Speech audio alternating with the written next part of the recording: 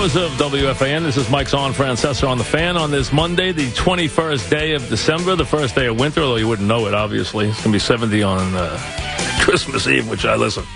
We could do a show on that, but as bizarre as that is. And we should be in the Christmas spirit, which I don't know if I'm going to be in the first moments here. But we have Eli at 5, which should be interesting. It should be very interesting. We have a chat with Adam Silver, the NBA commissioner. We've been looking to talk to him for a while, so he will join us midday through the show, around 3-ish in that area. But we begin, obviously, with what everybody's been talking about since yesterday. You know, it was good to see Carolina play. There's been a lot of debate all week about that. And I hope they continue to play, which there's more debate on today. I hate to not see these teams not try to embrace history. I understand their goal, and their main goal is to arrive in good shape at the start of the season and win a Super Bowl. But I think when you have a chance for immortality, you chase it, and I hope they do. But that's the story for another moment. The first story is this. I think more than most, and because it's something that irks me, I hate the behavior of these players now. And I have been on Beckham many times this year about the stuff that's gone on.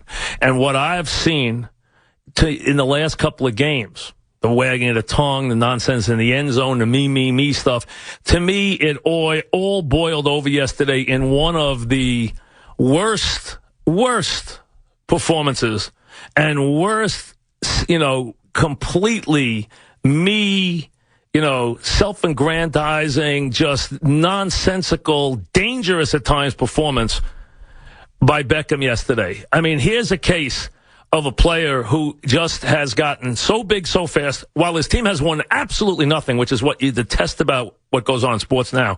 All you have to do is make it about you now. In this world of video and fantasy and statistics, it doesn't even matter if your team wins. In the old days, your team had to win before you got the spoils. Now you get the spoils when your team is lousy. And he's played now on a second straight bad team. He is a brilliant talent. Put that aside. That's not even a question. That he's a game. Does he have the best hands I've ever seen? No, he does not, as we saw yesterday. Is he a game-breaking performer of the highest order? As physically talented at that position as I've ever seen. But also what we have seen now is the Giants are afraid of his talent. They are afraid of him. I mean, instead of them doing what they were supposed to do yesterday, instead of the officials doing what they should have done yesterday, what we saw was a display that was so outrageous, that was so over the top. And I'm not one who worries about physical football, although the one play that everyone will talk about when he came back to deliver the helmet blow, that was downright dangerous to both of them.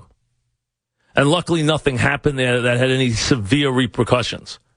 Norman was acting up yesterday. Beckham was so far over the edge and in such a place that I can't remember another player. Terrell Owens on his worst day, Randy Moss on his worst day, never even approached what we saw from Beckham yesterday. And the idea, and to me, everybody who has any bit, any inkling, any iota of authority inside the Giants is guilty. They're guilty of letting this kid do whatever the heck he's wanted since the day he stepped on the field. They did this with Shockey and they ruined him. They're going to ruin this kid the same way. He's better than Shockey. He's much more talented than Shockey ever was. They ruined Shockey because they never said no to him. It's like a little kid. You don't say no, you're going to ruin the kid. They're going to ruin the player because they've let him now do whatever he wants. It's about him. Everything's about him. That wasn't about the Giants yesterday. That was about him. I dropped the ball against the guy that I waited all week to perform against, and now I'm out of control. And just the way he acted after he dropped it, it's on me. What do you think? We didn't know it was on you? Who do we think dropped the ball? Somebody in the upper deck? Somebody blocking on a line? We know you dropped the ball. Get over it. Move on. Instead, what we got was a game filled with so much garbage. And I'm telling you something. I don't know what was going on with Tom Coughlin yesterday. I don't care if you need to win the game. I don't care if your career's on the line. You cannot tell me that Tom Coughlin has gotten to a point where he is not going to in any way reprimand a player who acts like that on an NFL field. So now you leave it to the NFL to do your work because you didn't have the gumption to take him off the field. Hopefully now the NFL will look at that and say, this guy's getting suspended. There's a lot of rumors now that he will get a game suspension. He should absolutely get a game suspension. And you're Terry McCauley yesterday. You go over one time and you tell Tom, either you take care of this or I'm taking care of it. And how he was not ejected from that game, I suspend McCauley for not throwing him out of the game. Because you're going to tell me you're supposed to police the game? How the heck did they police the game with that garbage going on play after play? Who was he helping with that? Who was he helping with 3 personal fouls, which could have easily been 6 or 7 personal fouls? And yeah, down the last drive, he made plays and he caught a ball in the end zone. I understand that he's talented. Well, that's not the question here.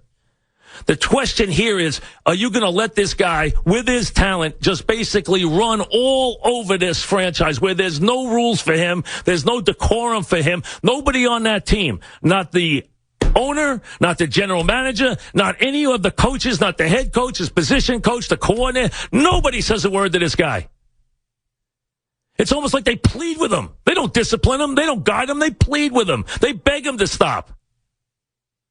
Everything with him is me, me, me. Make a catch, dance all over the field. Pre-game, put on a show. Wear ridiculous stuff on the field. Go over there to the mug to the fans during the game. Enough already. You're part of a team. And you're not even part of a good team.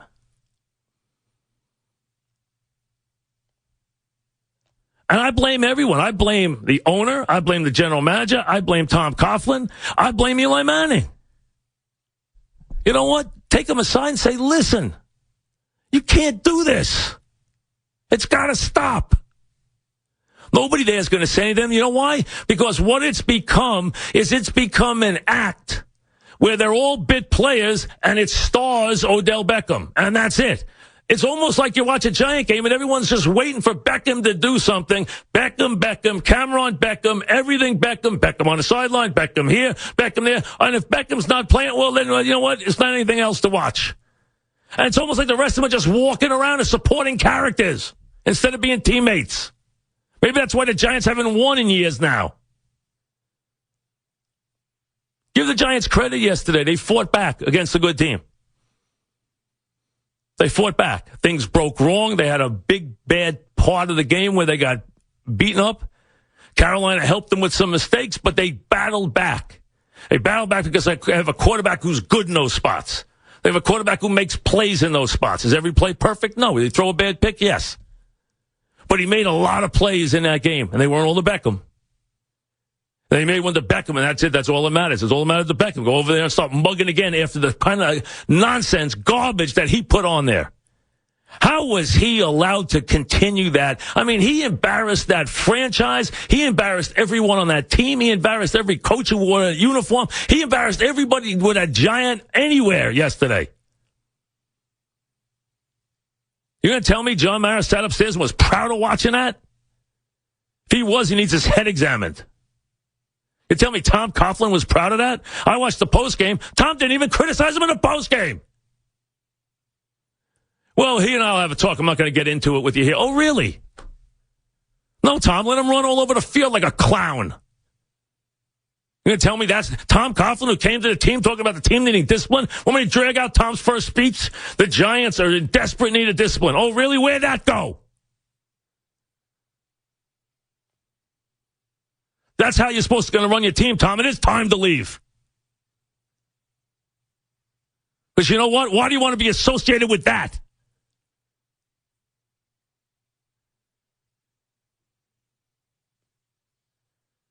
You got to be kidding me. I mean, you got to, there's nothing. There's nothing you can in any way condone about what he did.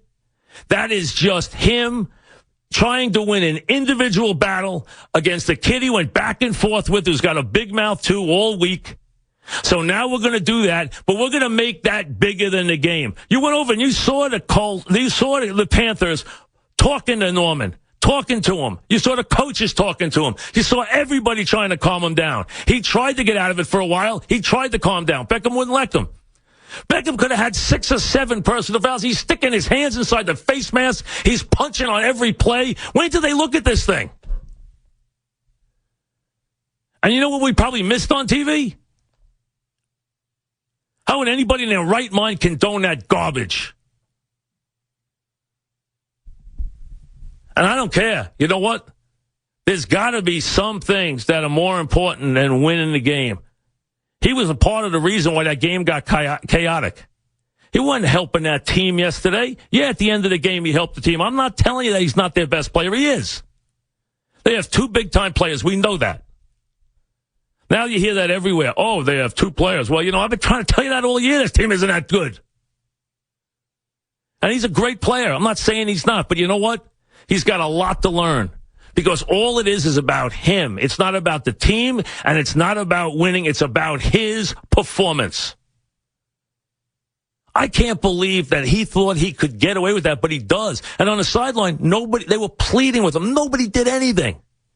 And he's running up and down the sideline, supposedly yelling, according to the reporter, saying that nobody here cares.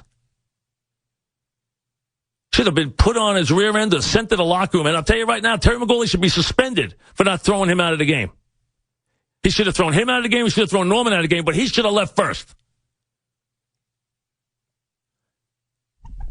And if the Giants aren't embarrassed by what they put forth, or this kid put forth yesterday, they should be. That was an absolute disgrace. And if that's the star player you want, he's all yours. Because you know what?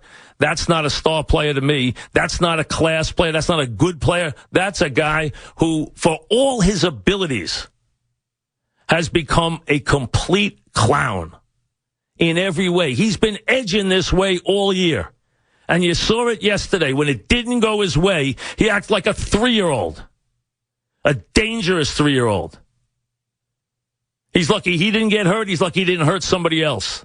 But you know what he did? He completely damaged the legacy of the head coach and the image of that franchise.